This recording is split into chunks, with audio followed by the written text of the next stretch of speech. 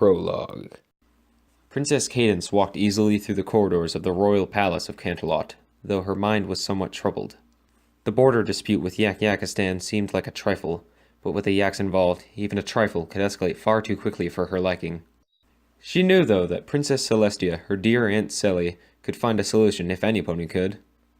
She paused outside the doors to the audience hall, hearing voices. Not the one of the pony she sought, but her other aunt, Princess Luna, as well as a deep, resonant, clearly male one. My decision was made long ago, The male said. I realize that, Luna replied.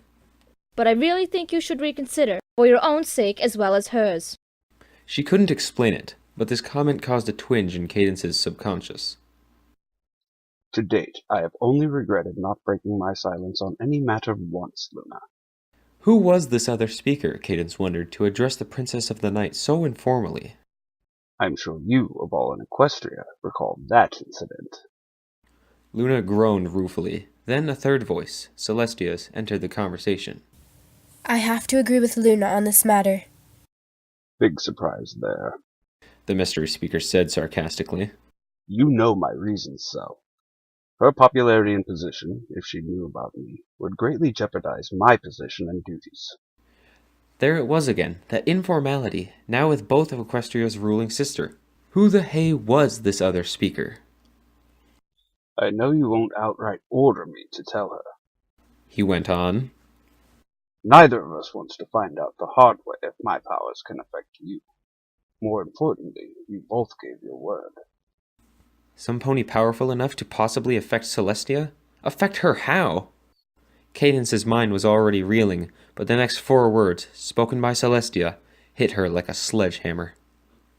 Cadence deserves the truth. The eyes of the monarch of the Crystal Empire shot wide. They were talking about her. Besides, The eldest princess went on. you managed to remain hidden from Discord, Sombra, T-Rex, and countless other threats. I really don't think maintaining your secrecy would be as difficult as you believe. There was a long pause, followed by a resigned snort. I'll tell you what. The male said. Proceed with your plan. I will see to it that the first clue is provided. And Asked Luna leadingly. And I won't misdirect or otherwise interfere with her search, should she choose to take it up. The male finished. Cadence gathered her nerve and knocked on the chamber door, which opened instantly, not by one of the guards normally posted just within, but by Celestia's magic. The guards couldn't open the door, she noted, because they weren't there, nor was the owner of the male voice she'd heard from outside, as far as she could tell. Princess Celestia and Princess Luna were the only 2 in the room. You wanted to see me about the border disputes, Aunt Sally? She asked timidly. The Sun Princess smiled and nodded. After you contacted me about it, I took the liberty of making a few arrangements.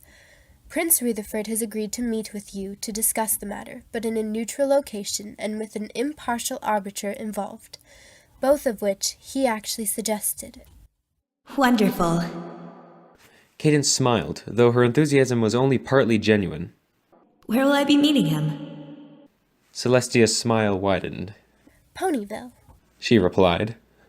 At Prince Rutherford's suggestion, Princess Twilight will be taking arbitration duties. Cadence arched an eyebrow, to which the elder Alicorn tilted her head. I thought you'd be pleased. No disrespect, of course. Cadence said through a partly forced grin. To you or the prince, but it seemed weird he would consider Ponyville or Twilight neutral, all things considered. Apparently his recent visit left quite an impression. Celestia told her. I did inform the prince that Twilight is your sister-in-law, but he remained faithful in her ability to help work out a fair solution for both sides. I also took the liberty of sending word ahead to Ponyville. They'll be expecting you at your earliest convenience and the Yak delegation at the end of next week. I'll get ready to leave straight off then. Cadence turned and started to walk out, then turned back. Could you please send word to the Crystal Empire asking Shining Armor to meet me in Ponyville? If you haven't already, I mean. The letter will leave before you do. Celestia told her with a nod. Cadence grinned, more genuinely this time, but hesitated a bit before turning to go. Was there something else? Asked Luna, noting the hesitation. Cadence forced her grin a bit wider, suddenly embarrassed that she'd been eavesdropping despite the overheard conversation being about her. No, it's nothing. She said with a nervous chuckle, then hurried out of the chamber, trying not to seem like she was hurrying. Her tension eased a little as she made the arrangements for her trip. She knew, whatever this truth was that her aunts felt she should know, but for some reason couldn't tell her themselves, shining armor and twilight sparkle would help her find it. Somewhere in a dark corner of her mind, though, she started to question whether she truly wanted to. We hope you've enjoyed this production of the Prologue to the Alicorn Prince, written by me, Neil Wolfe, also known as Parody and Burlesque. Voice and art credits may be found in the details below. Please feel free to like, subscribe, comment, and keep an eye out for Chapter 1, scheduled for release late February of 2018. Thank you.